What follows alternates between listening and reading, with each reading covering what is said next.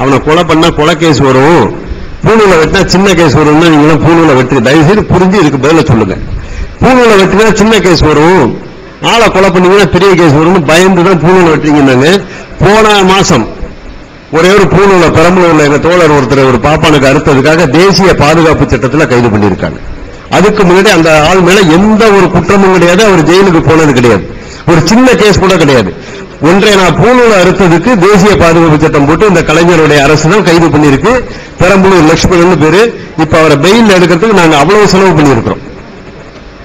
புரியுதுங்களா? அதனால இன்னைக்கு இந்த பூணூல்ல தான் தேசியமே இருக்குன்ட்டு அரசு பண்ணிட்டு இருக்கானுங்க. ஒன்றை நான் பூணூல் வாங்கி போட்டா நூல்கண்டு தீர்ந்து போச்சு. ஒரு நூல்கண்டு வேணா நம்ம 20 பேர் பூணூல் போட்டு போலாம். அப்ப இப்ப எங்களுடைய கை காசை செலவு பண்ணி நாங்க வந்திருக்கோம். உங்களுக்கு யாரு செலவு பண்றாங்கன்னு தெரியாது. உங்களுடைய இயக்கமா நீங்க எல்லாம் சேர்ந்து மாதம் ஏதாவது ஒரு தொகை கொடுத்து ஃபண்டு வச்சுட்டு பண்ணி எங்களுக்குலாம் கிடையாது. இப்ப அவர் வந்திருக்காருன்னா அவருடைய செலவு, நான் வந்திருக்கேன்னா என்னுடைய செலவு. எங்களுக்கு பெரியாரும் கொடுக்க மாட்டார், எங்களுடைய இயக்கமும் கிடையாது, நாங்க அதை கேட்கவும் மாட்டோம், கொடுக்கிற அளவுக்கு எங்க இயக்கத்துக்கு வசதியும் கிடையாது. அப்போ இப்ப நீங்களாவது என்ன பண்ணுவீங்க? மார்க்கத்தையே ஏத்துக்கிறீங்க, அடுத்த ஜென்மத்துல நமக்கு சொர்க்கம் கிடைக்கும், புண்ணியம் கிடைக்கும். நாங்க சொர்க்கமும் கிடையாது நரகமும் கிடையாதுன்னு சொல்ற ஆளுங்க. சொர்க்கம் நரகம் ஒண்ணு கிடையவே கிடையாது.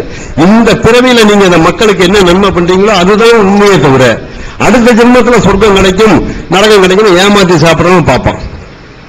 இந்த புஸ்தகத்தை பாத்தீங்கன்னா கருட புராணம் ஒரு புத்தகம். செத்ததுக்கு அப்புறம் உங்களுக்கு என்னென்ன நன்மை கிடைக்கும் என்னென்ன தீமை கிடைக்கும் இது முழுக்க போட்டிருக்கான். பாப்பானுக்கு என்னென்ன தானம் கொடுத்தால் என்னென்ன உங்களுக்கு நன்மை கிடைக்கும், கொடுக்கலன்னா உங்களை எப்படி நெருப்புல போட்டு வதைப்பான், எண்ணெயில போட்டு வறுப்பான்னு இந்த புத்தகம்ல இருக்கு. இது அவனுங்க வேலை, போக்கிரித்தனம். அடுத்த ஜென்மத்துல நீ நல்லா இருப்ப, அடுத்த ஜென்மத்துல நீ நல்லா இருப்பனா அவன் இந்த ஜென்மத்துல நல்லா தின்னு கொடுத்துட்டு இருக்கான். எங்க வீட்டுக்கு வந்தா நெய்ய தூக்கி நெருப்புல விடுறான், அவங்க வீட்டுக்கு போனா நெய்ய தூக்கி பருப்புல விடுறான். அது சமாச்சாரம் வேற, கண்ணால பாக்குறோம். நீங்க பாத்துக்கிறதுக்கு வாய்ப்பு கிடையாது, யாராவது இந்துக்கள் பழக்கிறதா நீங்க பாத்துருப்பீங்க. இது மூலத்தனம் தான் சொல்றோம். அப்ப இந்த பூணூல இருக்கிறதுக்கு அதுதான் காரணமே தவிர இது நல்லவன் கெட்டவனை அழிப்பதுதான் அன்பா. அந்த கெட்டவனை இறைவன் தான் படைத்திருக்கிறார். அந்த கெட்டவனை அந்த இறைவன் தன்னுடைய திறமையினால் ஏன் நல்லவர்களாக மாற்ற முடியாது? நான் முன்னாடியே சொன்னேன், அழிக்கிறது அவனுக்கு பின்னாடி உள்ள சந்ததியருக்கு கொடுக்கிற தண்டனை. அவனை வெச்சே திருத்தணும், அதுதான் அவனுக்கு கொடுக்கிற தண்டனை. ஒருத்தனை அழிச்சுட்டாக்க அது தண்டனையா சொல்ல முடியாது. இது ஒரு கடவுள் செய்யலாமா? சாதாரண மனிதர்கள் நீங்களும் நானும் செய்யலாம். நீங்க என்ன அடிக்க வரீங்க, என்கிட்ட கத்தியோ துப்பாக்கி இருக்கு, நான் உங்களை சுற்றுவேன், இல்லைன்னா அந்த ஆயுதம் உங்ககிட்ட இருக்கு, நீங்க என்ன சுற்றுவீங்க. இது நம்ம ஒரு சாதாரண ஒரு அல்ப ஜென்மத்துல பிறந்த மக்கள்னு மதம் எல்லாமே சொல்லுது. ஆனால் நமக்கு மேல் சக்தி உள்ளவன், அன்பானவன், அருளானவன் அழிக்கலாமான்னு தான் கேட்டேன். அதுக்கு தயவு செய்து நீங்க பதில் சொல்லுங்க. அதுக்காக சொல்றோம், நாங்க பிரதிபலனை இதுல இருந்து எதிர்பார்க்கல. இப்ப பெரியாருக்கு நாங்க தொண்டு செஞ்சா பெரியார் எங்களை சொர்க்கத்தை அனுப்புறதுக்காக நாங்க பேசவே இல்லை. மக்களுக்கு நல்ல சிந்தனை வேணும், என்னன்னு உண்மையை புரிஞ்சுக்கணும். இப்ப இல்லைன்னு சொல்ற நாங்களும் வாழ்ந்து கொண்டுதான் இருக்கோம், இருக்குன்னு சொல்ற நீங்களும் வாழ்ந்து கொண்டுதான் இருக்கீங்க. உங்களுக்கு இன்ப துன்பம் பிரச்சனைகள், சீக்கு, ஆஸ்பத்திரி, மருந்து, மாத்திரை எல்லாம் இருக்கு, எங்களுக்கும் அதே மாதிரிதான் இருக்கு. ஆனால் உங்களுக்கு மனசுல குறைபாடு இருக்கு. அல்லாஹ் காப்பாத்தல, கை விட்டான், ராமனை நம்பியே ஏமாந்தேன். எங்களுக்கு அதெல்லாம் ஒண்ணுமே கிடையாது. ஏதாவது எங்க வாழ்க்கையில ஒரு தவறு நாங்க செஞ்சிருந்தால் அதனால கீழே போவோம். நாங்க நல்லா வாழறோம்னு சொன்னா அது எங்களுடைய உழைப்பு, எங்களுடைய திறமை. அதே மாதிரிதான் உங்களுக்கும். நீங்க இன்னைக்கு வாழ்க்கையில உயர்ந்திருக்கீங்கன்னா கண்டிப்பா அது உங்களுடைய உழைப்பு தானே தவிர உங்களை அல்லாவோ இல்லைன்னா நீங்க ஏத்துக்கிட்ட மற்ற கடவுளோட சக்தியே கிடையாது. கடவுள் சக்தின்னு சொன்னா எல்லாருமே சமமா, எல்லாருமே வளமான வாழ்க்கை, எல்லாருமே அமைதியான வாழ்க்கை, எல்லாருக்குமே நாட்டில் இருந்ததுன்னா இது கடவுள் சேர்ந்து ஏற்றுக்கிறது எங்களுக்கு எந்த வித ஒரு குறைபாடும் கிடையாது. ஆனால் ஒரு தெருவில் அது மாதிரி இருக்கோமா, ஒரு குடும்பத்தில் ஒரு அண்ணனுக்கு என்ன வருமானம், தம்பிக்கு என்ன வருமானம், சிந்தனை பண்ணி பாருங்க. இதுக்கு என்ன காரணம்? கல்யாணம் எல்லாம் பிரிஞ்சு போறவங்க எத்தனை பேர் இருக்காங்க? ஒத்துமையா இருக்கிறவங்க கம்மி இருக்கலாம். அதனால அந்த குர்ஆன்ல அது சொல்லிருக்கு, இது சொன்னா இதுலயும் நிறைய சொல்லிருக்கு, ராமாயணத்துல நிறைய சொல்லிருக்கு. இன்னைக்கு ஐயா சொன்னாங்க இதுக்கு கீழே ஆழமா போக முடியுமான்னாங்க. நாளைக்கு போக மாட்டாங்கிறது என்னங்க நிச்சயம்? நம்ம யாராவது நினைச்சோமா இந்த மாதிரி உலகத்தை பைக்குள்ள வச்சுட்டு சுத்துவோம்? 20 வருஷம் முன்னாடி யாராவது சிந்தனை பண்ணி பார்த்தோமா? போனது போய் சுத்திக்கிட்டு இருக்கணும். 10 கிலோமீட்டருக்கு கால் புக் பண்ணிட்டு உட்காந்துருக்கணும். 180க்கு பண்ணிட்டு கால் என்னாச்சுன்னு கேட்கணும். கும்பகோணத்துல இருந்து பாபநாசத்துக்கு 6 கிலோமீட்டர் கால் புக் பண்ணி பேசணும். இன்னைக்கு அந்த நிலையா இருக்கிறோம். இங்க அமைத்தின அமெரிக்கா பேசுது. இதெல்லாம் யாரு கண்டுபிடிச்சா? மனிதர் கண்டுபிடிச்சானா, கடவுள் கண்டுபிடிச்சானா? அது மாதிரி பூமிக்கு அடியில போக அவசியம் இருந்தால் கண்டிப்பா அதை ஆராய்ச்சி பண்ணுவாங்க. தங்கம் இருக்குன்னு போயிட்டு இருக்காங்க, இருக்கிற வரைக்கும் போவாங்க. தங்கம் 10 கிலோமீட்டர் தான் அதுக்கான ஏற்பாடு பண்ணி போவாங்க. இப்ப நிலாவுக்கு என்ன அப்படியே ராக்கெட்ல ஏரோப்ளான்ல போற மாதிரி போறான், பாதுகாப்போட போறாங்க.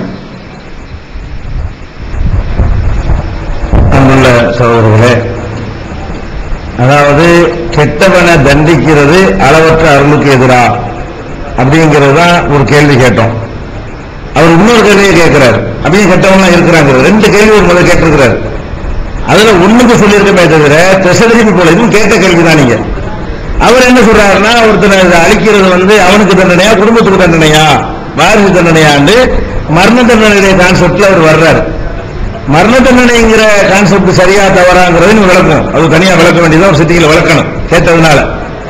அப்ப இந்த விஷயத்தை என்னன்னு கேட்டா, கெட்டவன்லாம் ஏன் இருக்கிறான், அதான் ஒரு பெரிய கேள்வியா உங்க சைட்ல கேட்கிற கேள்வின்னா, கடவுள் இருக்கிறாருன்னா எல்லாத்தையும் நல்லவன் ஆக்கிவிட வேண்டியதானே, கடவுள் இருக்கிறாருன்னா எல்லாத்தையும் கெட்டவனை அழிச்சுவிட வேண்டியதானே, இல்லாம வைக்கலாமே, அன்புல திருத்தலாமேங்கிறார்.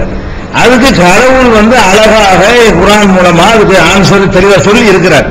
இஸ்லாம் என்ன இதுக்கு ஆன்சர் சொல்லி தெரிஞ்சுக்கிட்டு அந்த ஆன்சர்களுக்கு எல்லாம் நீங்க கேள்வி கேட்கணும். இஸ்லாத்தை பொறுத்தவரை என்ன சொல்லுதுன்னு கேட்டா, மனிதனை அறிவு உடையவனாக கடவுள் படைத்திருக்கிறார். அவனுக்கு நல்லது கெட்டதை காட்டுறார். அவன் விரும்பினால் கெட்டதையும் செய்யலாம், விரும்பினால் நல்லதையும் செய்யலாம் என்று சுதந்திரத்தை அவர் கொடுத்திருக்கிறார். அவர் கொடுக்காம மீறிக்கிட்டு செஞ்சாதான் கடவுள் எங்கன்னு கேட்க முடியும். நீ அறிவை பயன்படுத்தி நல்லவனா வாழ்றியா அல்லது கெட்டவனா வாழ்றியான்னு வாட்ச் பண்ணுவதற்காக உங்களை விட்டு பிடிப்போம் என்றுதான் எங்களுக்கு எங்க மார்க்கம் சொல்லுகிறது. அதனால கெட்டவன்லாம் இருக்கிறான்னு கேட்டா இதுதான் அதுக்கு ஆன்சர். என்ன ஆன்சரு? உங்களுக்கு அது அறிவுண்டா இருக்கும். இவர் சொன்ன மாதிரி இருந்தா அது மனிதன் ஆடுபாடப்படுத்திட்டு போயிடலாம். இவர் சொல்ற மாதிரி இருந்தால் இயல்புலையே பொய் சொல்லாமல், இயல்புலையே கோல் சொல்லாமல், இயல்புலையே திருடாமல், இயல்புலையே தப்பு செய்யாமல் இருந்தால் அதுக்கு மீறுகாது. சிந்திச்சு பார்த்து இதையும் செய்யலாம் அதையும் செய்யலாம்னு உன்னை தேர்ந்தெடுக்கிறான், அவன் தான் மனுஷன். அவரும் என்ன செய்யறாருன்னா அது மாதிரி படைச்சிருக்கலாமா, அது மாதிரி படைப்பு இருக்கு, ஆறு மாடு கடவுள் இருக்கு, அது மாதிரி ஒண்ணு இருக்க வேண்டும் என்று கடவுள் விரும்புற மாதிரி இது மாதிரி ஒண்ணு இருக்கணும்னு விரும்புறாரு. நீங்க சொல்ற மாதிரி எல்லாமே இயல்புலையே நல்லவன்னா அது மனுஷனா? இயல்புல அவன் நல்லதுதான் அவனுக்கு செய்ய முடியும். அவன் கெட்ட ஒரு காலம் செய்யவே இயலாதுன்னால் அது மனுஷனா இருப்பானா? அறிவுண்டால என்ன அர்த்தம்? 2 பாட்டு இருக்கணும், இதுவா அதுவா. இனி இந்த அறிவை சரியா பயன்படுத்துறியான்னு அவன் முன்னாடி ஒரு பரீட்சை வைக்க போகிறது. அவன் சிந்திச்சு பார்த்து என்ன செய்யணும்? நீங்க இதை அடிக்க முடியும், அடிக்காம இருக்க முடியும், 2 என்ன செய்ய முடியல. அப்ப அந்த சுதந்திரத்தை கடவுள் கொடுத்து நீ நல்லா நடக்கிற கெட்ட நடக்கிற நான் பார்க்கிறேன்னு சொல்றாரு. அதுதான் மனித படைப்புடைய தத்துவமே. மனிதன் இவர் சொல்ற மாதிரி ஒரு படைப்பு இருக்குன்னு ஆசைப்பட்டாரையானால் அது மனிதனாக இருக்காது. மாடுகள் திருடுதா, மாடுகள் போய் சொல்லுதா, மாடுகள் நம்ம மாதிரி மற்ற ஜீவன்கள்லாம் நம்ம என்னென்ன சொல்லிக் கொண்டிருக்கிறோமோ அது மாதிரி லஞ்சம் வாங்குதா, ஊழல் பண்ணுதா, அந்த படைப்பா தான் இருக்க முடியும். இந்த படைப்பா மனித படைப்பா இருக்க முடியாது. அப்ப இந்த அறிவு என்கிற ஒரு விஷயத்தை கொடுத்து நீ இப்படி போனாலும் போய்க்க, இப்படி போனாலும் போய்க்க, ஆனால் உனக்கு அறிவுரை சொல்றேன், இப்படி போனா உனக்கு இதை தருவேன், இப்படி போனா இதை தருவேன் என்று சுதந்திரம் கொடுத்திருக்காருன்னா எங்க மார்க்கம் சொல்லுவதே தவிர நீங்க நினைக்கிற மாதிரி என்ன இல்ல. கடவுள் தெரியாதுங்கிற மட்டும் இல்ல, தெரியும். நீ நடக்கிறியா இல்லையான்னு பாக்குற ஒரு மாணவன் இருக்கான் பரிசையில், ஒரு மனுஷன் வாழ்க்கையில நீ அறிஞ்சிக்கலாமே, ஒழுங்கா படிக்கிறானா இல்லையான்னு டெஸ்ட் பண்ணு பரிசை வைக்கிறான். பரிசைக்கு முன்னாடி ஊர் சுத்துவான் மாணவன், பரிசைக்கு ராத்திரில படிக்க மாட்டான், ஸ்டடி லீவ் விட்டா படிக்கிறதுக்குள்ள என்ன செய்வான், பீச்சு சுத்திட்டு இருப்பான். அதெல்லாம் வாத்தியாருக்கு தெரியும். என்ன அறிவுதான் சொல்லுவாரு, மார்க்கு போடும்போது குழந்தை போட்டு விட்டுருவாரு. இவன் கஷ்டப்பட்டு படிச்சான அவன் தேர்வான். பரீட்சைன்னு வைத்தாலும் என்ன செய்யணும்னு கேட்டா அவனுக்கு ஃப்ரீடம் கொடுக்கணும். சோதனை கொடுத்தாலும் என்ன செய்யணும், 2 வழியும் திறந்து கொடுக்கணும். இருக்க போட்டு கட்டி போட்டு அப்புறம் என்ன சோதனை? நீங்க கட்டி போட்டு மனிதன் இல்லாத ஒரு படைப்பை கடவுள் படைச்சிருக்கணும் வாதம் பண்றீங்க. மனித படைப்புல இப்படிதான் இருக்கும். அப்படி ஒண்ணு இருக்கணும் கடவுள் விரும்புகிறாருன்னு நாங்க சொல்றோம். அப்ப நாங்கள் உங்களுக்கும் தெரியும் எங்களுக்கும் தெரிகிறது, நினைச்சா சில நல்லது செய்யலாம், நினைச்சா கெட்டது செய்யலாம் என்கிற சுதந்திரத்தோடு நாங்க படைக்கப்பட்டு இருக்கிறோம். அந்த சுதந்திரத்தோடு இருக்கிறதுனாலதான் கடவுள் என்ன செய்யல, கெட்டவனை அறியாமல் இருக்கிற அறிகிறதுக்கும் தண்டிக்கிறதுக்கும் சம்பந்தம் இருக்கா? அறிஞ்சிட்டு கூட விடலாம்ல, அவருக்கு தெரியலையான்னு இருக்கிறீங்க. தெரியும், அவரை விட்டுருக்காரு, நீங்க எப்படி பயன்படுத்துறேன்னு பார்க்க போறேன் அப்படி விட்டுருக்கும் போது அவருக்கு இப்படி தெரியாமல் போச்சுன்னு கேட்கறீங்க. தெரியும், தெரிஞ்சுக்கிட்டே என்ன செய்வோம், சில விஷயங்கள் நம்மள சோதிப்பதாக இருந்தால் தெரிஞ்சுக்கிட்டே என்ன செய்வோம், சில விடுவோம். நம்மள ஒரு பொருளை போட வேலைக்காரங்க முன்னாடி திருடுறான்னு பார்ப்போம், திருடான்னு தெரியும் விடுவோம். திருடு என்ன செய்யறான் அவனை பார்த்து டெஸ்ட் பண்ணணும். இது அறிந்து கொள்வதற்கு நம்ம செய்யறோம். கடவுள் அறிந்து கொள்வதற்கு செய்யல. உங்களுக்கு ஒரு பரிசீலனைகளாக இருந்தால் இந்த பரிசையும் தேர்வுகளான்னு பார்க்கிறான்னு ஒரு ஆன்சர் எங்களுக்கு இஸ்லாம் சொல்லுகிறது. அப்ப அந்த ஆன்சர்ல இருந்து நீங்க கேள்வி கேட்கணுமே தவிர நீங்க கடவுளுக்கு என்ன செய்யக்கூடாது, அப்படி படிச்சிருந்தா என்ன, இப்படி படிச்சிருந்தா என்னன்னு கேட்டா அது கேள்வி ஆகுமா? அந்த மாதிரியான ஒரு அடிப்படையில் தான் உங்களுடைய கேள்வி வருது. அதனால அளவற்ற அருளுக்கும் இது எதிரானது கிடையாது. இந்த உலகத்தில் நல்லது கெட்டதெல்லாம் பரீட்சையாக இருக்கிற காரணத்தினால உங்களுக்கு அறிவுரையா தான் சொல்றோம். கேட்டனும் கேளு, கேட்காதவும் போ, அதுக்குரிய இடத்துல பாத்துக்கிறேன். அது போல அவர் சொன்னாரு, நம்ம வெற்றி மந்தனே சொன்னாரு, ஒரு எலும்பு இருந்தா கூட நம்ம உசுராக்கிடலாம் மனுஷனை, ஒரு செல்லு கிடைச்சா கூட உசுராக்கிடலான்றாரு. நம்மளே உசுராக்கிடலாம், படைச்சவன் ரெண்டாவது உசுராக்க மாட்டானா? அப்ப அந்த மாதிரி படைச்சவன் வந்து விட்டது என்றால் இதெல்லாம் ஒரு கான்செப்டே கிடையாது. அதுக்கு தான் நாங்க படைச்சவனை அறிவியல் பூர்வமா நேற்று விஷயத்துக்கெல்லாம் உல்டா பண்றாரு. நேற்று நாம நிறுவி இருக்கிறோம் அறிவியல் பூர்வமா, நீங்களும் அறிவியல் மறுத்தீங்க. அறிவியல் பூர்வமா நிறுவனது யாரு? இவ்வளவு விதிகளுக்கும் இதெல்லாம் இப்படி தன்னால உண்டா இருக்கும், சூனியத்தில் இப்படி வரும். அப்ப ஏதோ ஒரு சூப்பர் பவர் இருந்தா எவ்வளவு செஞ்சிருக்குன்னு சொன்னோம், அதான் அறிவியல். அப்புறம் டாக்டர் போன விஷயமாவும் சொல்றாரு, தப்பான தகவல் சொல்றாரு. தகவல்களே கரெக்டான சொல்லணும். டாக்டரே சொல்லிட்டு போனாரு, முக்கியமான ஒரு